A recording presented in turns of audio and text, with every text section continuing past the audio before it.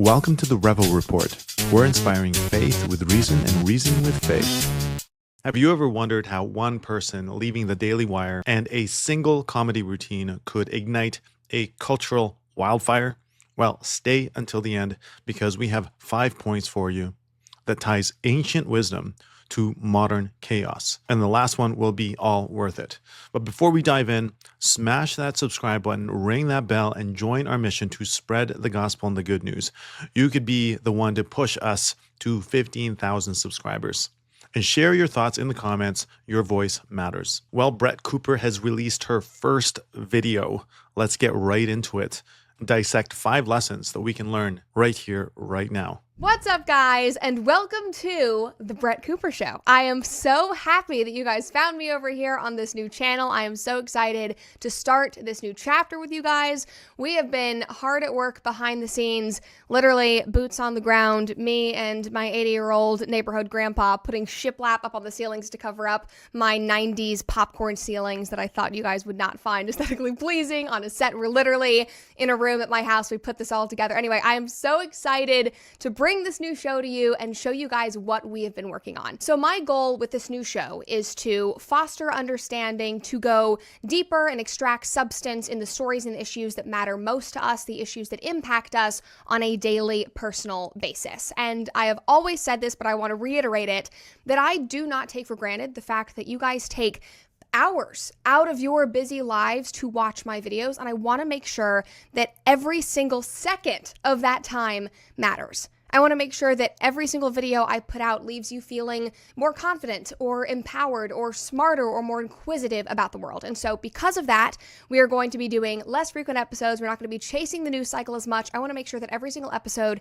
is intentional. This first season, in my eyes, is all about understanding where we've come from, where we're heading, and trying to fix the obvious disconnect between the generations, between values, and so much more. So I hope you are ready for even more hard truths, deeper dives than we have ever gone before, insightful interviews, and of course, lots of laughter and levity, because it would not be a Brett Cooper production if we were not having fun through it all. But for this first episode of season 1 of The Brett Cooper Show, I thought that we could just keep it simple and keep it between us. And I realized I just said keep it simple, but this episode kind of is not simple at all. It actually might get me into trouble, but we do need to talk about how the right runs the risk of literally losing everything that we've worked for if we continue down a path of mimicking the left's toxicity, aka... Okay, before we get right into this, I think this is one of the fastest growing channels in all of YouTube and in history. And I went and checked back on the comment section, which is where Brett was previously to that. And man, some of you guys have been brutal. Take a look at this. This is on the comment section. These are the latest videos up on the comment section. Now, Brett's video is popping, right? It's her first episode back. This is Reagan on the comment section talking about New York Magazine just got caught lying. And these are the top comments on Reagan's video. Who's here after Brett's new video? And there's a bunch of comments here. Me, 93K upvotes within an hour. I think there's way more now. I think it's surpassed, it's probably hidden 200K upvotes. Same. And then, you know, this person, anybody else here after watching Brett's premiere? Who else is watching Brett's video right now? I came here to pause the video and read comments. Brett Cooper didn't need the Daily Wire. The Daily Wire needed Brett Cooper. After removing Brett's social media for zero reason, DW is absolutely cooked. DW is Daily Wire, by the way. So it wasn't enough to take over her channel. Y'all had to steal her personal TikTok and Facebook account as well. The day the Brett Cooper Show drops. Shameful. Can't recall a channel losing this many subs so quickly in such a short amount of time. This is crazy. Witnessing a channel dying because of egos and money. Good job, Daily Wire. The comment section should read their own comments. And indeed, this has been it. This has been that reaction. But I can't help but also feel some empathy and feel sorry for Reagan. You know, she's on the same team. And I don't think we should cancel Reagan. You know, I get how it all went down. Everybody has their own opinion, but hey, let's move on. Brett is moving onward and upward, and nobody's perfect. Everybody's going to make mistakes. And what she's saying today is, let's not cancel people, right? She's saying, let's not cancel people. And really, growth, this brings me to my first point, growth. requires grace, not grudges. Okay, let me say that again. Growth requires grace, not grudges. Let me say a third time. Growth requires grace, not grudges. Our fallen state is not simply an imperfect state, or we are not just imperfect creatures who needs improvements. We are rebels who must lay down our arms to God. Redemption has a radical nature. Luke 15:22-25 talks about the prodigal son. And when the son returns, the father doesn't demand penance, but celebrates. And this parable of the prodigal son, which a lot of us know about, targets really the Pharisees who scorned Jesus' fellowship with sinners. Jesus was fellowshipping with those that were not perfect, those that have made mistakes. Daily Wire is going to make mistakes. Reagan is going to make mistakes. Brett Cooper, believe it or not, is going to make mistakes. We're all going to make mistakes. And the Father's grace here in this prodigal son story subverts merit-based acceptance. You know, in psychology, there is one main barrier to actual growth, and that's cognitive dissonance. In fact, in a study in the Journal of Psychology, did you know that shaming others for past views often entrenches their beliefs? And we're going to talk about Whitney Cummings here and her shift, and how there's a shift in how she thinks, how she views the world. And these shifts are actually possible at the neuroplastic level.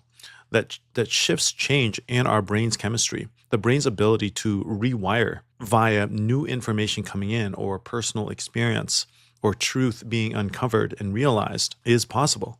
And by people attacking people for changing, or people shifting to our side, we can alienate potential allies. And this is what Brett is going to be talking about here. And my question to you while we're going through this is, have you ever changed a deeply held belief? And how did others respond? It could be an atheist going from there is no God to I believe in God and he's changed my life. We have to remember that grace disarms, and cancel culture is not part of grace. We need to talk about right-wing cancel culture. But before we do, and you guys know the drill, make sure that you are subscribed to this new YouTube channel, leave a like if you enjoyed the video, and of course, ring that notification bell to stay up to date on all new episodes of The Brett Cooper Show. And if you guys want even more content and ad-free episodes, click the link in the description below to check out my new subscriber-only platform. There'll be lots of information below. Would love for you guys to check it out. But we have far more pressing matters to attend to. All right, so I've been thinking about this topic since New Year's Eve, and I've known that I want to cover this on my first episode because it just keeps coming up. And it specifically came up on New Year's Eve after the actress and comedian Whitney Cummings did a set on CNN's New Year's Eve show. And if you missed it, just take a look. 2024 election fried our brains. The Democrats couldn't hold a primary because they were too busy holding a body upright. Kamala was forced on us so hard you'd think she was patented by Pfizer or Moderna, whichever one's, oh God. Andy just gave me a very scary look. No! I thought being a mom would mean that less people would want to come see me. I'm now playing, like 3,000 seat theater, awesome. which is about the viewership of CNN these days. I mean, it's so great. Like, this entire set, she is basically shocked they have not cut her off. You can tell that she's uncomfortable. She's like very tentative. She's taking a risk, making all of these jokes that are incredibly honest. They're incredibly genuine and insightful about the state of our world and the state of politics. And people loved it. Like, she went on for like 5 minutes and everybody was, again, literally in shock that she was not cut off. And of course, she immediately went viral on X. Some people had never heard of her before. They were so excited to find, another brave and honest comedian who was willing to push boundaries and make these kinds of very, relevant jokes. But what makes the story interesting is that people turned on her as quickly as they fell for her, because they realized that 5 years ago when COVID was raging, she used to be very pro-vaccine, and that she even had vaccine mandates for some of her live shows during that 2020-2021 period. And you have some tweets here. You can see her talking about the vaccine, saying that, God, we need a vaccine. Can we make a vaccine now? Go, we need a vaccine. Chop, chop on that vaccine. Like, she was tweeting about this constantly. And immediately, people on X started calling her out. They were calling her a grifter and a fraud, saying that she was an opportunist, that she was taking advantage of this time in culture when things were shifting to the right to try to make a name for herself. They literally lost their damn minds. And again, this happened in a matter of hours. I watched her videos go viral. I was like, man, this girl is so cool. I've seen her on TV. And then suddenly everybody hated her. And it makes no sense to me. Like, they were angry that she had not issued a formal apology before getting up and doing a comedy set. Like, they were angry that her track record wasn't perfect. Like, guys, nobody in the world has a perfect track record. And more than anything, I think that we should focus on their actions. I mean, that's how I evaluate everything in my life, whether it is a politician or my meat delivery service, which is why I trust Good Ranchers. Guys, did you know that 85% of grass-fed meat in our stores is no added hormones, no seed oils, just to the steaks, to the pork chops? I know that for a year plus years, it's understandable. Awful things happened. I mean, the lockdowns, the vaccines, the being separated from our families, kids being kept out of school, it was a travesty. But we have moved on from that. And also we need to be real, because think about who we just elected. Think about who we spent the last couple of years propping up and encouraging and fighting for. Donald Trump, the man who first ushered in lockdowns, the man who encouraged us all to get the vaccine and is still saying how amazing it is. So we can support him and elect him and stand behind him 100%, knowing that he isn't perfect, he doesn't have a perfect track record, but a comedian that has changed her mind and is now bravely going on CNN to tell some mildly based jokes.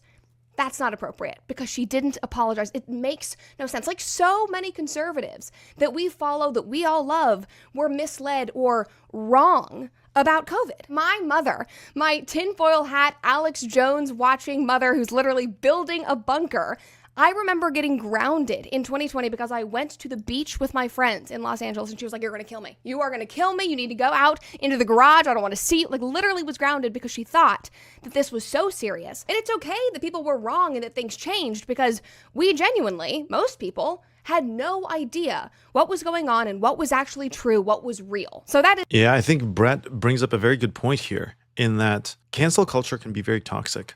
And in not forgiving others their past sins or grievances, that's very toxic. Especially just being around, just think about a relationship that you're in. You would not be happy in a relationship where you're always getting called out for what you did in the past, right? That's toxic. This is my second point. Toxicity breeds tribalism, not truth. Darkness cannot drive out darkness. Only light can do that. And hate cannot drive out hate. Only love can do that. And our activism in trying to go on here and get people to see the light, so to speak, should be rooted in a love of God and an agape love, an ever-forgiving love, not retaliation, not holding on to the sins of the past. In Ephesians 4:29, it says, "Let no corrupting talk come out of your mouths, but only such is good for building up." And when you bring people's past into their present, even if they've changed, that does not build up. That tears down. You know, Paul was writing this to a church that was being fractured from the outside in and from the inside out as well. And Paul condemns gossip and slander and being overly self-righteous, tearing others down. There's a saying, there's two ways to build the tallest building in the area. One is to blow up everybody else's building, so your building is the tallest. And number two is to build up your own building. And I hope that we could build up our own buildings instead of tearing other buildings down. In the same manner that we know that Brett's show is going to succeed. We know that Reagan's show is struggling. I don't think we need to tear down Reagan in order to build up Brett. Now, whatever happened between them is personal. And all of you are going to have an opinion. Most of you have an opinion that Daily Wire is the evil one. Reagan is the evil one. But we have one evil one, and that is the devil trying to kill all human beings, trying to kill all families. Everybody else pretty much is trying to live a decent life. Now, are they going to do it perfectly? Absolutely not.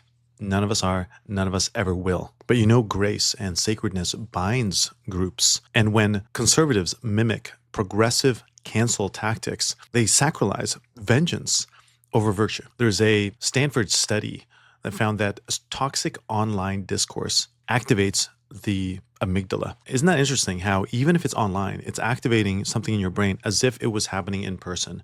And so if you're experiencing toxicity, even online, it's activating your brain as if you're experiencing it in real life. And it's basically priming your brain for tribal hostility. We don't want to tolerate wrongdoing, but there's a saying, the weapon you wield shapes the war you win. So is there a line between accountability and vengeance? Where is that line? Is one point that I want to make, but most importantly, isn't the goal to change people's minds and bring them over to the other side and show them the light? Like, that is what my goal is. But now people are seemingly upset when that happens because these individuals who have come over weren't right all along. Like, we spent 10 years fighting tooth and nail, proving people wrong, fighting back against cancellations, dispelling allegations about us, about our political party, about things going on in the world, exposing corruption and lies day after day after day, trying to convince people. I thought that that was the goal. I actually look at Whitney Cummings as a huge win, like a bold win, a refreshing acknowledgement of how far we've come, how many people have bravely, dipped their toe onto the other side, who have admitted that they were wrong and that they've now seen the light. That is objectively a very good thing. And I commend her, and we should all commend her, for having the bravery to admit when she was wrong and take a step to the other side. And again, a lot of people think that this is a grift. Yeah. A lot of people think that it's not real, that she hasn't actually changed her mind. I completely disagree. Like, you can literally go back over the last couple of years and you can see where and how her mind started to change. One of my good friends, Chris Williamson, he has a podcast, Modern Wisdom. She has been on his show twice in the last couple of years. And in those episodes, she goes in depth about how being a mother changed her. She became a mother to a son, which made her rethink culture and society, specifically thinking about gender roles and masculinity, completely realizing that she has been lied to. And that was kind of a snowball effect into her changing her mind about everything else. She also did a And that's what it is, isn't it? It is a snowball effect, because it doesn't just happen overnight. And I think, in a sense, this brings me to point number 3.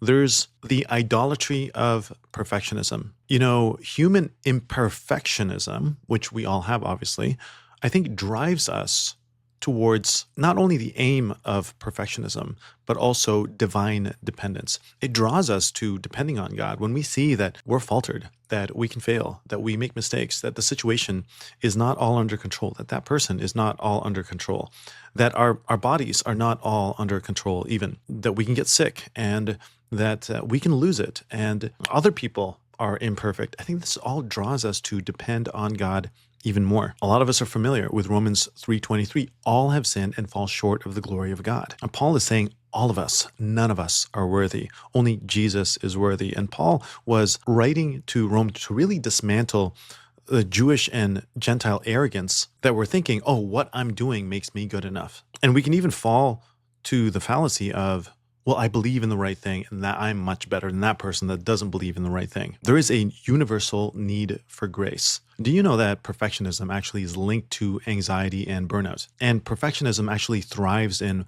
politicized spaces, whether it's in your workplace or your church or your family, etc. And really demanding flawlessness from converts like Cummings ignores Christ's model. He dined with tax collectors, not Pharisees. I love the sciences, and even chemistry teaches catalysts lower activation energy, and that catalyst for chemical reactions lowers activation energy. And grace lowers barriers to repentance. And when we show grace to others, it lowers their barrier to repentance as well, and it increases our ability to come together in unity. And sometimes our demand for perfection and purity is the very poison we fear. And my next point is going to be how empathy is actually an incredible persuasion engine. But let's continue here with Brett. Podcast appearance more recently where she actually hit this political transformation head on. Just take a listen. We are in a time where if you are on the left and you don't criticize your party,